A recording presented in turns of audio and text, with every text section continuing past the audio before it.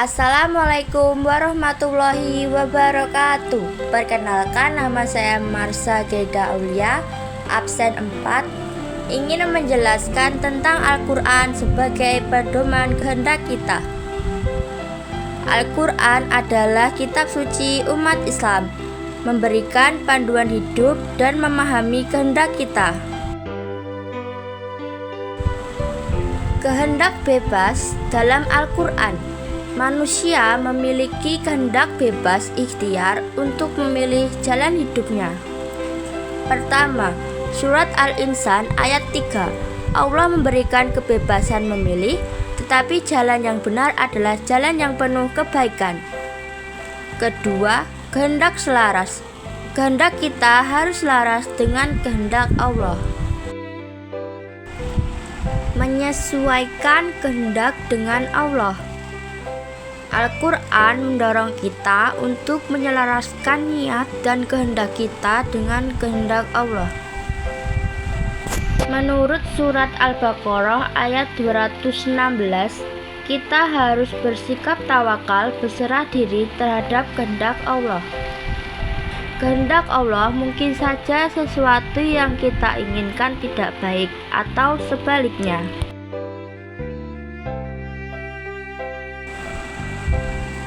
Pentingnya niat yang baik.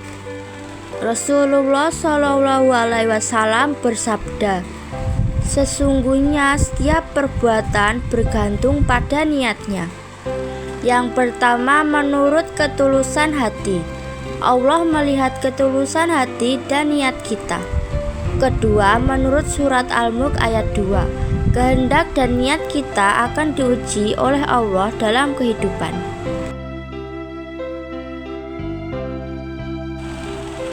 Al-Quran sebagai pedoman kehidupan. Al-Quran menyediakan arahan yang luas dalam menjalani kehidupan, seperti nilai-nilai Islam. Kehendak manusia yang sesuai dengan Al-Quran adalah yang tidak bertentangan dengan nilai-nilai Islam seperti keadilan, kebaikan, dan kejujuran. Kedua, menurut surat Al-Maidah ayat 48, Al-Quran berfungsi sebagai aturan kehidupan.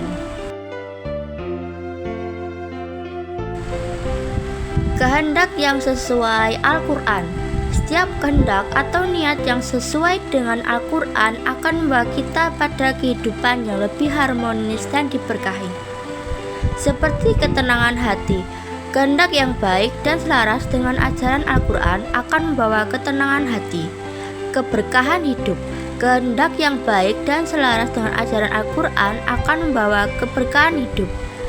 Allah Maha mengetahui apa yang terbaik untuk setiap hambanya.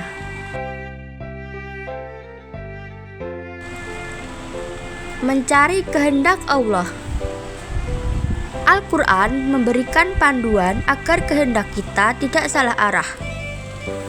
Pertama, doa dan renungan.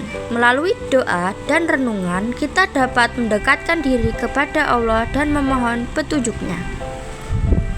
Kedua, mencari hikmah. Mencari hikmah dalam setiap kejadian dan memahami rencana Allah. Ketiga, menjadi hamba yang taat. Menjadi hamba yang taat dan patuh kepada perintah Allah.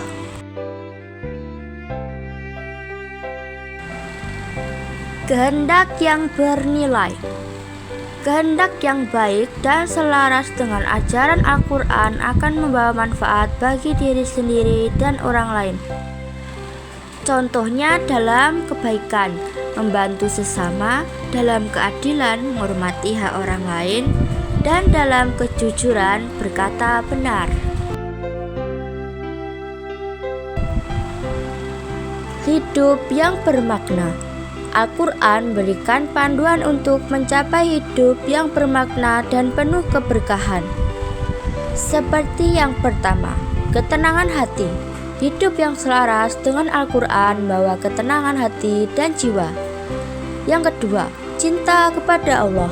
Mencintai Allah dan menjalankan perintahnya dengan penuh keikhlasan. Yang ketiga, keberhasilan dunia akhirat. mencapai keberhasilan di dunia dan akhirat dengan mengikuti mengikuti petunjuk Al-Quran.